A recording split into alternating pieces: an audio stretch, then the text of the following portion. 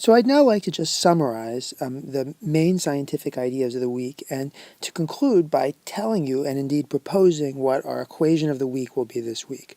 So we've talked about viscosity. We've talked about viscosity in simple fluids and we've talked about viscosity in complex fluids.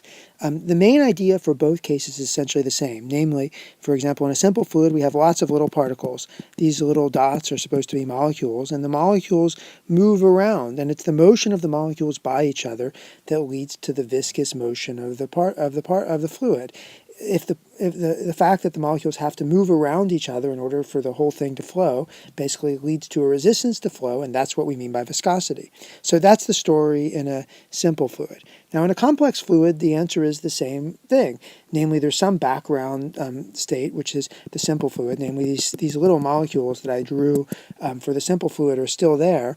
But now, in addition, we also put in big blobs. And so let me draw some blobs. These are blobs, and these blobs can also move around, and actually the fact that these blobs now have to get by each other in order for the fluid to be able to flow means that the complex fluid is going to have a higher viscosity than the simple fluid. Now, Dave and Nathan Myhrvold, in their discussions, basically told you about a number of different kinds of blobs. So one kind of blob, which I'll just draw here, is just a solid particle. So this is a solid particle, and as such, you have to get out of the way if you want to go by it. That's one sort of blob. So another sort of blob is a starch granule, and actually let me draw that from scratch. So a starch granule might start out being little, but then when it's put in water or some fluid, it will get bigger, and then it will become a bigger blob. So the little starch granule becomes a bigger particle, and it's harder to get around.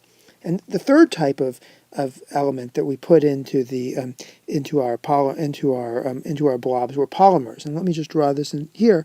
And the point of a polymer is that it actually takes up very little weight, but it actually fills the blob with a random walk, and so so you have to get around the whole blob in order to move. And so a complex fluid in general can have all of these different things. It can have particle blobs, polymer blobs, whatever. And those blobs, basically, the fact that they have to move around each other is what gives the fluid a higher viscosity. Okay, so now with that as background, let me tell you about our equation of the week this week, namely the equation that we think best summarizes these ideas. So the viscosity, remember, we called eta. And let me call eta naught, eta with the subscript 0, that's the viscosity of a simple fluid. So this is like the viscosity of water. So this is going to be the viscosity of a simple fluid, and it's some low number because, simple fluids, at least unless they're in an unusual state, tend to have a low viscosity. What we're really interested, of course, is the viscosity of a complex fluid. And the viscosity of a complex fluid basically is the viscosity of a simple fluid times some function of the volume fraction of the stuff, of the junk that you put in the fluid. So phi, I'm going to call that the volume fraction. So that's the volume fraction of the junk, of all the stuff you put in. Are they starch granules, or are they polymer blobs, or whatever they are? And the main point of this actually is that if you were going to actually plot the viscosity, so if you were going to plot eta as a function of the volume fraction, then it would start out at some low number, and it would then rise very, very rapidly.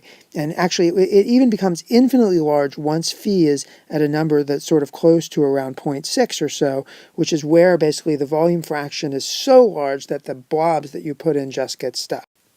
So for our equation of the week this week, instead of actually making it boring and making it the equation for the viscosity, what I guess I'd like the equation for the week to be this week is just the definition of the volume fraction. The volume fraction is the volume of the stuff that you've put in, so volume of stuff, divided by the volume of the fluid. It's just the fraction of the fluid that is filled with stuff. And this is really the important thing, because basically when you're trying to thicken a sauce, what you're trying to do is increase this volume fraction. And you have to be a little careful when you do it. As Dave described to you, when you, for example, consider a polymer blob, the relevant volume is the volume of the polymer blob that it spans out, including the water that it contains. So since a polymer blob is a random walk, we don't mean just the volume of the brown ink here. What we mean here is the volume of the whole brown ink plus water that it has within it.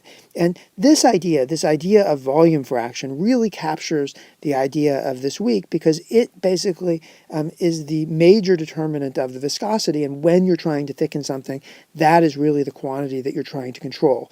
You'll remember, and you saw this from Nathan Myhrvold and also from the demonstrations of Carles Tejedor, which you will see in a minute, that if the volume fraction gets too large, or if these blobs happen to be too sticky, then the material can easily stop flowing, everything gets stuck, and then it becomes purely elastic.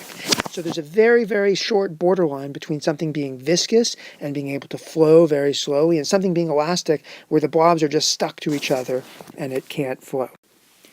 So I'd like to end by telling you one subtlety of our equation that arises when you apply it to modernist thickeners, which turns out to be really quite important. So for modernist thickeners, what you remember is that we told you that indeed what happens is that for a very small amount of thickener, you can actually you can basically increase the viscosity a lot. And the reason is that the thickener forms a random walk, and the random walks form these little blobs that we told you about, right? So there are these little blobs that consist of the random walk, and that basically the volume fraction is just the number of blobs.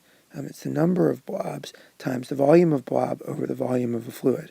So when you compute this quantity, it can turn out that the number ends up being larger than 1, which makes no sense because it says that the blobs are taking up more volume than the fluid. So for example, on the next problem, we're going to tell you to compute the volume fraction for 1% by weight xanthan, which is a very common modern thickener that you can find in lots of foods like Greek yogurt. And you will find actually that the volume fraction ends up being larger than 1. And the question is, what happened? What does this mean? So is larger than 1. What this means is that the blobs are no longer like this, where they're just separate blobs that are floating around in solution.